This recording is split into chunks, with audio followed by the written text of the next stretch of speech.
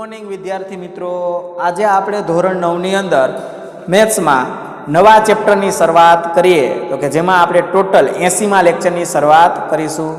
તો કે આપણું ચેપ્ટર નંબર 6 રેખાઓ અને ખૂણાઓ પૂરું થઈ ગયું છે. તો હવે એના પછી નવું ચેપ્ટર નંબર 13 પૃષ્ઠફળ અને ઘનફળ.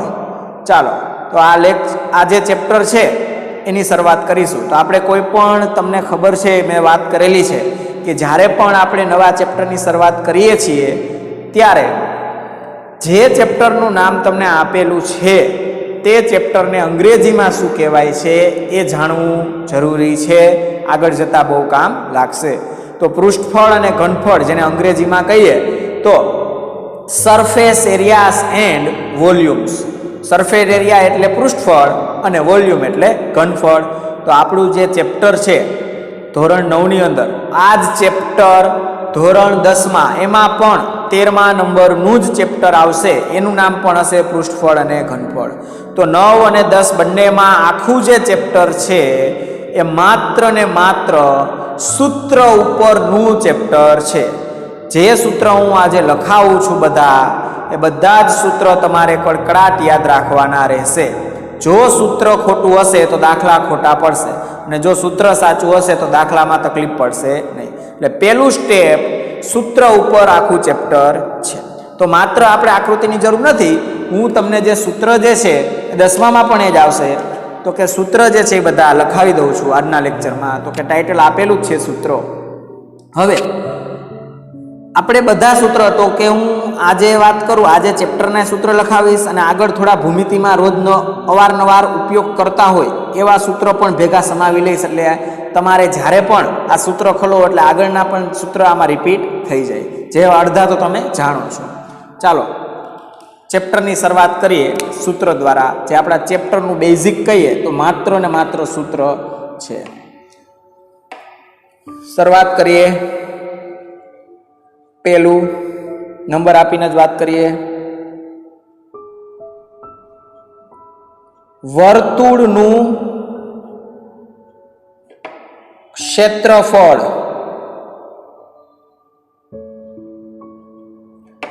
બરાબર વર્તુળનું ક્ષેત્રફળનું સૂત્ર થાય πr². બીજા નંબરનું સૂત્ર વર્તુળની પરિમિતિ. આવો શબ્દ દેખાય, આનો બીજો અર્થ થાય, કાઉન્સમાં લખું છું, પરિઘ પણ કહેવાય, અને બીજો અર્થ થાય લંબાય. ઇઝ ઇક્વલ ટુ સૂત્ર થાય 2πr. ત્રીજું સૂત્ર અર્ધ વર્તુળ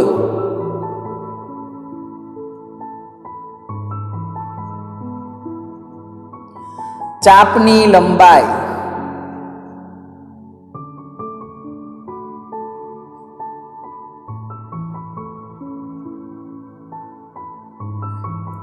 ઇઝ ઇક્વલ ટુ વર્તુળની લંબાઈ 2πr, અર્ધ વર્તુળ હોય તો 2 વડે ભાગી નાખો એટલે શું થાય πr.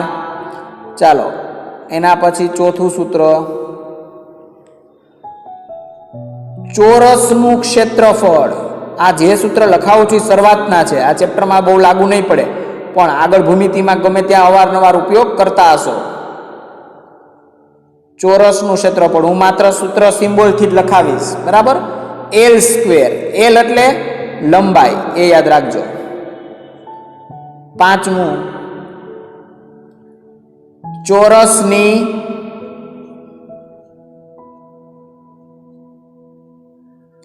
પરિમિતિ ઇઝ ઇક્વલ ટુ 4 ગુણ્યા લંબાઈ એટલે 4L. છઠ્ઠું લંબચોરસનું ક્ષેત્રફળ, લંબ ચોરસનું ક્ષેત્રફળ ઇઝ ઇક્વલ ટુ લંબાઈ ગુણ્યા પહોળાઈ એટલે એલ ગુણ્યા બી. એલ એટલે લંબાઈ અને બી એટલે પહોળાઈ. એલ ગુણ્યા બી.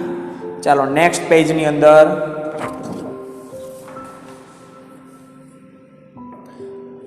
કેટલામું પહોંચ્યા? 7મું. લંબચોરસની પરિમિતિ પહોંચ્યા. ક્ષેત્રફળ આવી ગયું. 7મું સૂત્ર, લંબ ચોરસની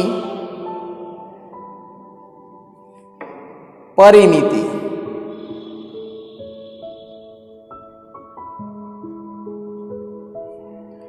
ઇઝ ઇક્વલ ટુ 2 કૌંસમાં લંબાઈ પ્લસ પહોળાઈ એટલે એલ પ્લસ બી. ચાલો 8મું સૂત્ર,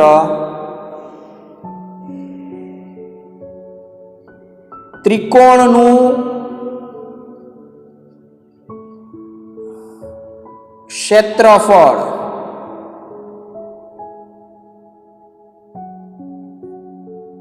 is equal two 1/2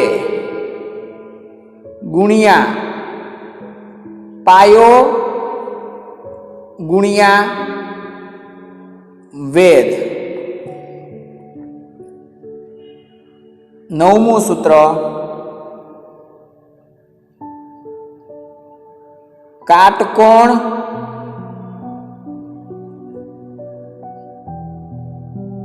ત્રિકોણનું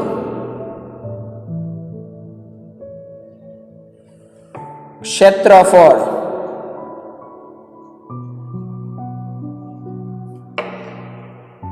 is equal two 1/2 ગુણ્યા 2 કાટખૂણો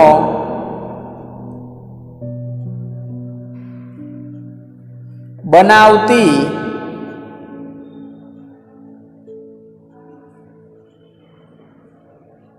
બાજુનો ગુણાકાર.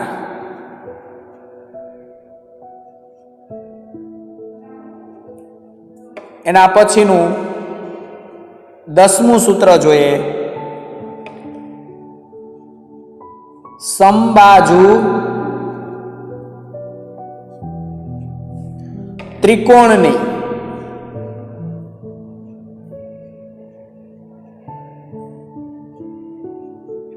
વેધની લંબાઈ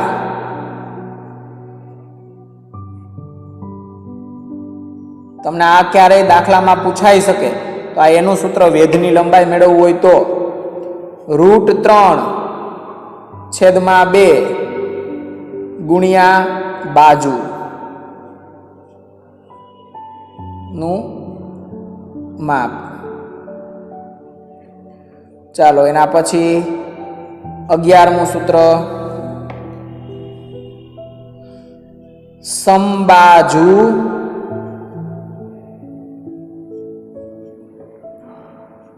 ત્રિકોણનું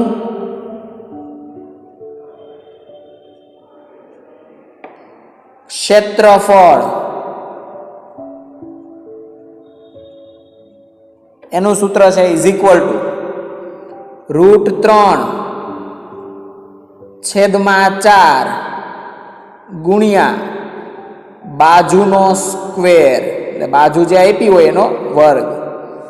ચાલો એના પછી 12મું સૂત્ર જોઈએ, સમબાજુ આવી ગયું. હવે સમબાજુ ચતુષ્કોણ જોઈ લઈએ. સમબાજુ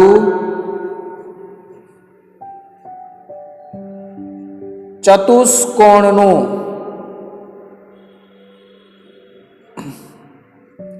ક્ષેત્રફળ બરાબર 1/2 ગુણ્યા 2 વિકર્ણોનો ગુણાકાર. 2 વિકર્ણોનો ગુણાકાર આ 12મું, એના પછી જોઈએ 13મું સૂત્ર જોઈએ, સમાંતર બાજુ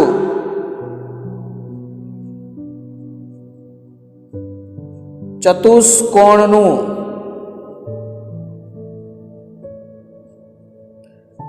ક્ષેત્રફળ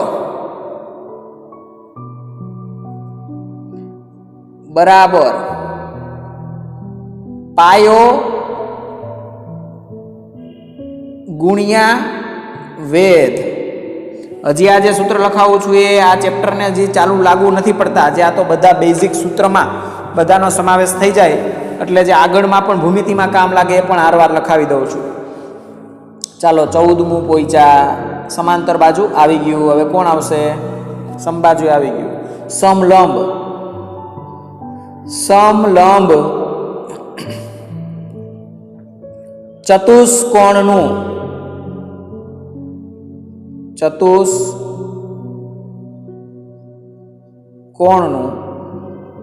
ક્ષેત્રફળ બરાબર 1/2 ગુણ્યા 2 સમાંતર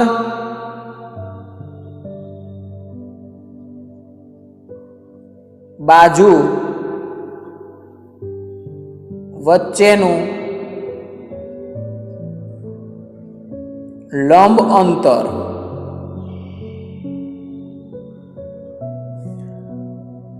એને ગુણ્યા 2 સમાંતર બાજુ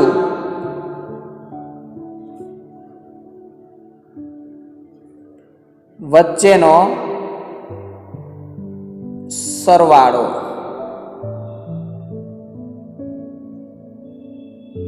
આ જે સૂત્ર છે એ કોનું છે? સમલંબ ચતુષ્કોણનું છે. ચાલો, આ જે 14 સૂત્ર લખાવ્યા છે, આ 14 સૂત્ર જે આગળના છે, આ ચેપ્ટરમાં એટલા બધા ક્યારેક ઉપયોગી થશે, પરંતુ આ તો બધા એકસાથે લખાવી દીધા જેથી કરીને તમને ક્યાંય પણ ભૂમિતિમાં જરૂર પડે, જે નામ આપ્યું હોય તો તમે સૂત્ર યાદ રાખેલા હોય સાથે સાથે, તકલીફ પડે નહીં.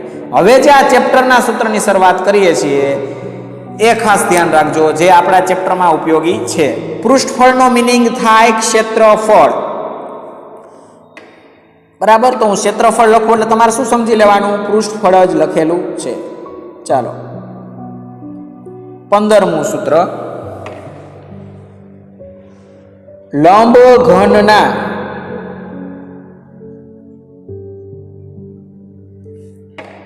પૃષ્ઠોનું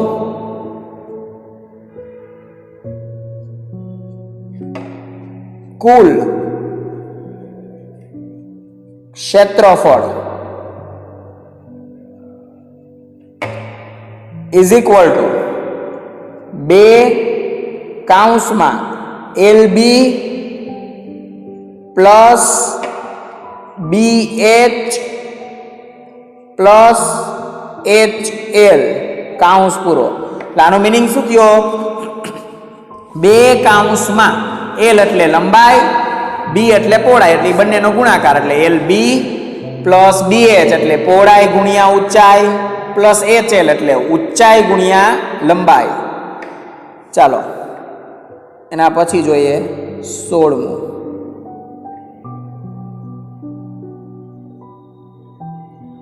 લંબઘનના પાર્શ્વપૃષ્ઠ. આ પાર્શ્વપૃષ્ઠનો મિનિંગ શું થાય એ સમજાવું હમણાં. પૃષ્ઠ એટલે તો સપાટી થાય. પાર્શ્વપૃષ્ઠ પૂછે એટલે એનો મિનિંગ થાય તળિયું અને મથાળું એ બંનેને બાદ કરી દો, જે વધે એને શું કહેવાય? પાર્શ્વપૃષ્ઠ. તો કે એનું સૂત્ર થશે 2H કૌંસમાં L પ્લસ B એટલે 2 ગુણ્યા H એટલે ઊંચાઈ કૌંસમાં લંબાઈ પ્લસ પહોળાઈ. ચાલો, એના પછી જોઈએ લંબઘનનું ઘનફળ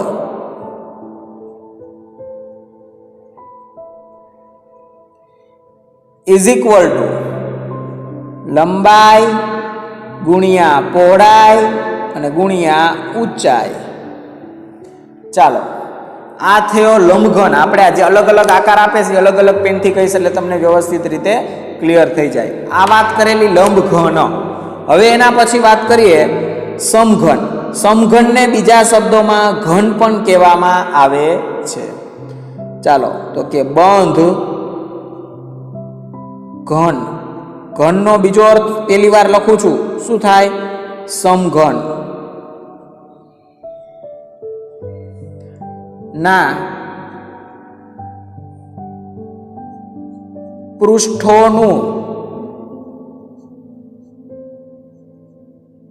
કુલ ક્ષેત્રફળ. ક્ષેત્રફળ લખવું કે પૃષ્ઠફળ લખવું, બેનો મિનિંગ એક જ થાય. બંધ કીધું છે એટલે જવાબ આવશે 6L². L એટલે લંબાઈ. ચાલો નેક્સ્ટ પેજમાં બાજુનું માપ એટલે લંબાઈ 18 થયા, આપણે 19મું લખીએ. હવે આ તો બંધ હતું. ચાલો ખુલ્લાનું પૂછાય તો કે ખુલ્લા ઘનના પૃષ્ઠોનું. હવે હું દર વખતે બે નામ નથી લખતો, પહેલી વખત લખી નાખ્યા ઘન અને સમઘન બેનો મિનિંગ. હવે ગમે તે લખું, તમારે બે એક સમજવાના. ચાલો ખુલ્લું કહીએ તો 5L². એક બાજુ ખુલ્લી થઈ જાય એટલે 6 બંધ હતી તો 6 હતી, ખુલ્લામાં 5 થઈ જાય. ચાલો એના પછી ઘનના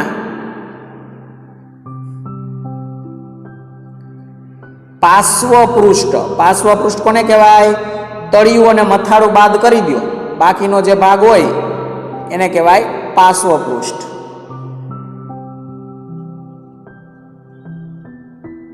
નું ક્ષેત્રફળ ઇઝ ઇક્વલ ટુ 4L². ચાલો એના પછી જોઈએ 21મું. છેલ્લું સૂત્ર હશે એ કયું હશે ઘનફળ માટે? તો કે ઘનનું ઘનફળ. ચાલો એનું સૂત્ર લખીએ તો કે L નો ઘન. L એટલે લંબાઈ, લંબાઈનો ઘન. ચાલો આ હતું પેલું આપણે લંબઘન, પછી સમઘન જોઈ લીધું. હવે આપણે એના પછીનો આકાર જોઈશું જેના સૂત્ર વિશે, તો કે નળાકારનું ચર્ચા કરીએ. તો કે નળાકારના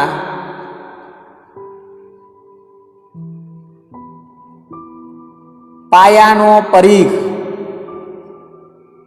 પાયાનો પરિઘ. નળાકારનો પાયો કેવો હોય? ગોળાકાર હોય. તો એનો પરિઘ એટલે વર્તુળ જેવો થાય, તો કે 2πr. એના પછી 23મું જોઈએ. પાયાનો પરિઘ આવી ગયો. હવે એવું પણ પૂછાય, એ પણ લખાવી દઉં કે નળાકારના તળિયાનું તથા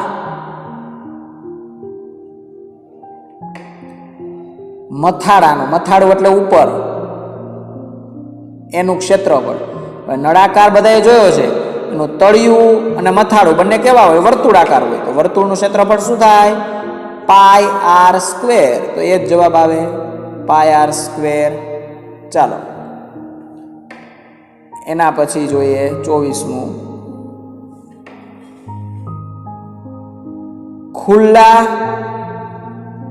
ખુલ્લો પૂછાય તોય અને ખાલી નળાકાર પૂછાય તોય આ એક જ મિનિંગ સમજવાનો, એટલે મેં કાઉન્સમાં લખ્યું છે. નળાકારની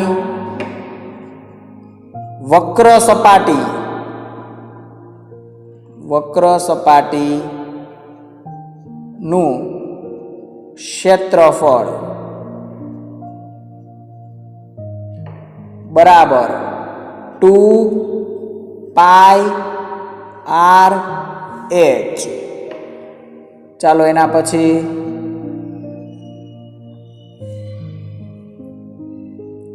બંધ નળાકારનું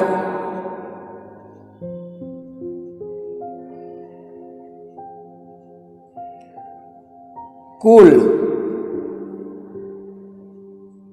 પૃષ્ઠફળ એટલે ક્ષેત્રફળ. અમુક જગ્યાએ હું પૃષ્ઠફળ શબ્દ ઉલ્લેખ કર્યો એટલે તમને ખ્યાલ આવે કે આ એક જ મિનિંગ થાય છે.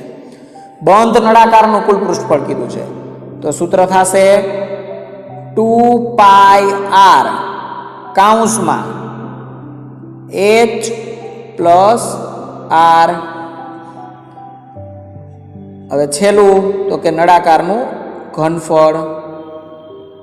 નળાકારનું ઘનફળ is equal to pi r square h. ચાલો નેક્સ્ટ પેજની અંદર આ થયો કયો આકાર તો કે નળાકાર વિશે વાત કરેલી. તો કે નેક્સ્ટ પેજની અંદર હવે આપણે જોશું એના પછીનો આકાર તો કે ગોળા વિશે વાત કરીએ. ચાલો કેટલા લખ્યા 26 27મું પહોંચ્યા.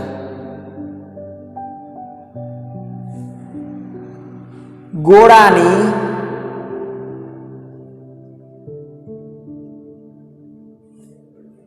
વક્ર સપાટીનું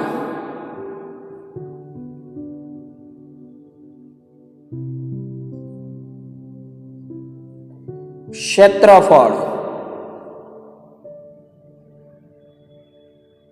is equal to 4 pi r square.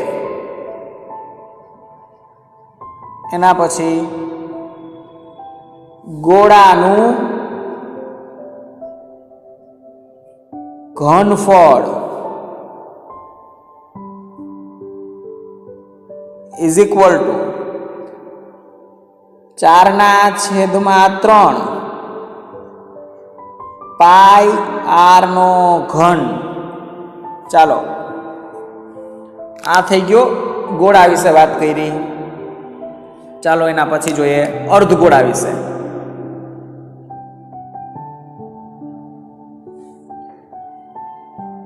અર્ધગોળો કે અર્ધગોલક કે બધું એક સરખું. અર્ધગોળાની અર્ધગોળો વાપરે શબ્દ ક્યાંય કે ખુલ્લો અર્ધગોલક આવો શબ્દ દેખાય. બંનેનો મિનિંગ એક સરખો સમજવાનો. દાખલામાં અર્ધગોલક એટલે કે ખુલ્લા અર્ધગોલકની વક્ર સપાટીનું ક્ષેત્રફળ is equal to 2 pi r square. ચાલો બંધ પૂછાય તો એનું લખાવી દઉં છું કે બંધ અર્ધગોલક. આનો બીજો શબ્દ બદલાવીને પૂછવું હોય તો આને ઘન અર્ધગોળો પણ કહી શકાય. એવો શબ્દ પૂછે ઘન અર્ધગોળો ની બંધ છે એટલે કુલ કહેવાય. કુલ સપાટીનું ક્ષેત્રફળ is equal to 3 pi r square. છેલ્લું જોઈએ તો કે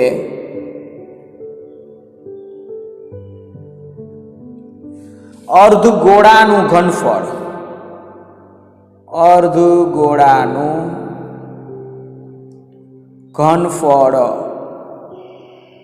is equal to 2/3 pi r ઘન. આપણે વાત કરી અર્ધગોળાનું ઘનફળ. ચાલો હવે નેક્સ્ટ આપણે જોઈએ છે અર્ધગોળો આપણો આવી ગયો. હવે છેલ્લો આકાર જ બાકી છે કે શંકુ. હજી અમુક ભાગ છે પણ એ આપણે કોર્સમાં નથી, એનો આડછેદ આવશે, એ નીકળી ગયો છે. ચાલો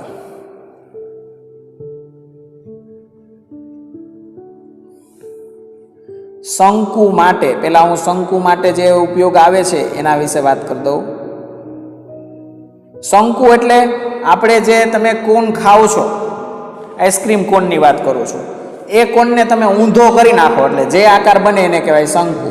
ચાલો એલ ઇઝ ઇક્વલ ટુ શંકુ માટે જ આ વાત થાય છે, વર્ગમૂળમાં h square plus r square, જ્યાં એલ નો મિનિંગ શું છે? ત્રાસી ઊંચાઈ. આ યાદ રાખજો, ખાલી શંકુ માટે જ લાગુ પડશે.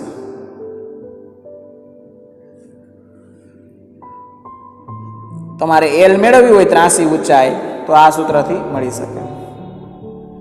ચાલો એના પછી શંકુના પાયાનું ક્ષેત્રફળ. હવે શંકુ છે એનો પાયો કેવો હોય તો કે ઊંધો કોણ કરો તો કે વર્તુળાકાર બને ઉપરનો ભાગ, તો કે પાય આર સ્ક્વેર. એના પછી જોઈએ 34મું શંકુના પાયાનો પરિઘ. હવે પાયો કેવો હોય? વર્તુળાકાર, તો કે વર્તુળનો પરિઘ શું થાય? 2πr. આ બાકી વધારાના જે સૂત્ર ક્યાંય દેખાય એ પણ હું કરાવી દઉં છું, એટલે તમારે કોઈ પણ સૂત્ર કે કોઈ પણ રકમમાં પૂછવું હોય ગોતવું પડે કે નહીં. ચાલો એના પછી જોઈએ ખુલ્લા શંકુની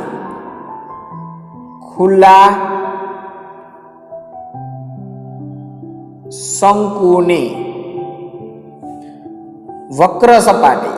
હવે શંકુમાં વક્ર સપાટીનો મિનિંગ એક સરખો થાય અને પાર્શ્વ પૃષ્ઠ પૂછે તો પણ એક સરખું થાય. વક્ર સપાટી એટલે બીજા શબ્દમાં એવું પૂછાઈ જાય કે પાર્શ્વ પૃષ્ઠ, તો પણ એક સરખું થાય, એ યાદ રાખજો. નું ક્ષેત્રફળ બરાબર પાય આર એલ, બધાય વચ્ચે ગુણાકાર. 36મું બંધ શંકુનું કુલ પૃષ્ઠફળ. બંધ શંકુનું કુલ પૃષ્ઠફળ is equal to pi r કૌંસમાં એલ પ્લસ આર. ચાલો હવે વાત કરીએ તો છેલ્લું સૂત્ર શંકુનું ઘનફળ બરાબર 1/3 પાય આર સ્ક્વેર h. ચાલો હવે આપણે જે ચેપ્ટરના અને બેઝિક બધા સૂત્ર છે એનું કામકાજ કમ્પ્લીટ પૂરું થઈ ગયું છે.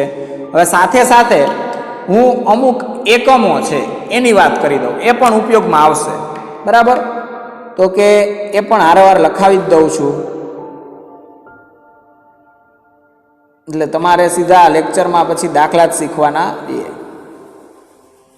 આ એકમો યાદ રાખજો, દાખલાની ગણતરીમાં જરૂર પડશે આની, એટલે બધા જ એકમો જે કામના હોય એટલા લખાવી દઉં છું. ચાલો 1 મીટર એટલે કેટલા સેન્ટીમીટર થાય? 100 સેન્ટીમીટર. પછી હું સ્ક્વેર કરું તો 1 મીટરનો square is equal to 10,000 1 2 3 centimetre square. પછી હું ક્યુબ કરું તો 1 મીટરનો ક્યુબ એટલે ઘન 10 લાખ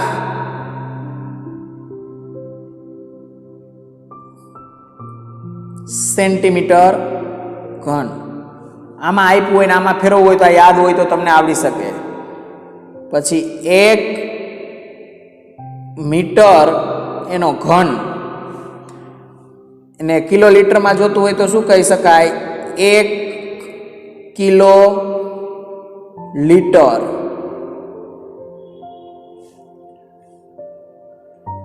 એક મીટર ઘન ઇઝ ઇક્વલ ટુ